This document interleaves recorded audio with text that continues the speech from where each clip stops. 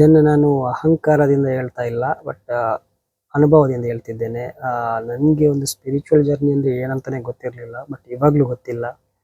ನನಗೆ ಹೋಗ್ತಾ ಹೋಗ್ತಾ ಆದ ಅನುಭವ ಅಂದರೆ, ನಾನು ಒಂದ್ಸಲ ಯೋಗ ನಿದ್ರೆಯಲ್ಲಿ ಇರಬೇಕಿದ್ರೆ, ಅಂದರೆ ವಿಷ್ಣು ಮಲಗೋ ರೀತಿಯಲ್ಲಿ ಮಲಗಿದ್ದೆ. ಬಟ್ ಏನೋ ನಾನು ಹಂಗೆ ಮಲಗಿದ್ದೆ, ಯೋಗದಲ್ಲಿದ್ದೆ.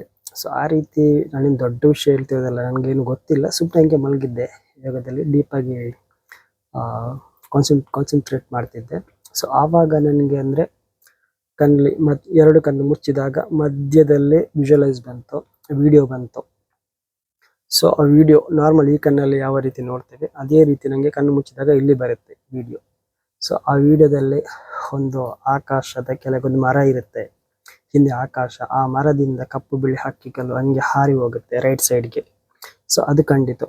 ಅದೇ ಸಮಯದಲ್ಲಿ ಹೃದಯದ ನಡುವೆ ಒಂದು ಕಂಪನ ಆಯಿತು, ಅದು ಚಕ್ರ ಅದು ವೈಬ್ರೇಟ್ ಆಯಿತು.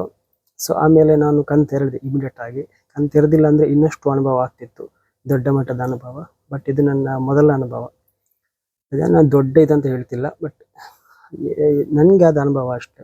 ಆಮೇಲೆ ಇನ್ನೊಂದ್ಸಲ ಬ್ರಹ್ಮಾಂಡ ಕಂಡಿತು, ಕಣ್ಮುಚ್ಚಿದಾಗ ಇಲ್ಲಿ ಯೂನಿವರ್ಸ್ ಕಂಡಿತು. ನಾರ್ಮಲ್ ಆಗಿ ನಾವು ಈ ಕಣ್ಣಲ್ಲಿ ಯಾವ ರೀತಿ ನೋಡ್ತೇವೆ ಅದೇ ರೀತಿ ಯೂನಿವರ್ಸ್ ಕಂಡಿತು. ಆಮೇಲೆ ಕಲರ್ಸ್ ಎಲ್ಲ ಬರ್ತಾ ಇದೆ, ಇವತ್ತು ಬಂತು ಕಲರ್ಸ್, ಬ್ಲೂ ಕಲರ್ಸ್ ಎಲ್ಲ ತಲೆಯಲ್ಲಿ ಏನೋ ಒಂದು ಬರ್ತಾ ಇರುತ್ತೆ, ಏನೇನಂತಲ್ಲ, ಜಸ್ಟ್ ಕಲರ್ಸ್ ಅಷ್ಟೇ. ಆ ರೀತಿ ಅನುಭವ. ಬಟ್ ನನಗೂ ಯಾವುದು ಇಲ್ಲ ಸ್ಪಿರಿಚುವಲಲ್ಲಿ, ನನಗೆ ಏನು ಅಂತಲೇ ಗೊತ್ತಿಲ್ಲ. ಸ್ಪಿರಿಚುವಲ್ ಜರ್ನಿ ಅಂದರೆ ಏನು ಅಂತಲೇ ಗೊತ್ತಿಲ್ಲ. ಬಟ್ ಹಿಂಗೆ ಮೆಡಿಟೇಷನ್ ಮಾಡ್ತಾ ಇರ್ತೇನೆ, ಹಾಗಾಗಿ ಈ ರೀತಿ ಆಯಿತು.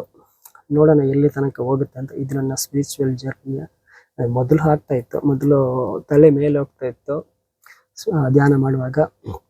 ಆಮೇಲೆ ಬ್ಯಾಕಲ್ಲಿ ಕುಂಡಲಿನಿ ಶಕ್ತಿ, ಅದೊಂಥರ ಶಕ್ತಿ ಜಾಗೃತ ಆದ ರೀತಿ ಆಗ್ತಾ ಇತ್ತು, ಅದೊಂದು ಅನುಭವ.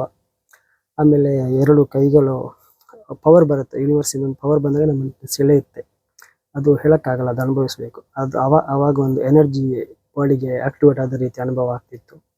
ಸೊ ಒಂದೊಂದು ಅನುಭವ ಆಗ್ತಿತ್ತು. ಸೊ ಇದು ಒಂದು ಅನುಭವ. ನೋಡೋಣ ಮುಂದೆ ಯಾವ ಅನುಭವ ಆಗುತ್ತೆ ಅಂತ ಕಾದು ನೋಡಬೇಕಾಗಿದೆ ಅಷ್ಟೇ.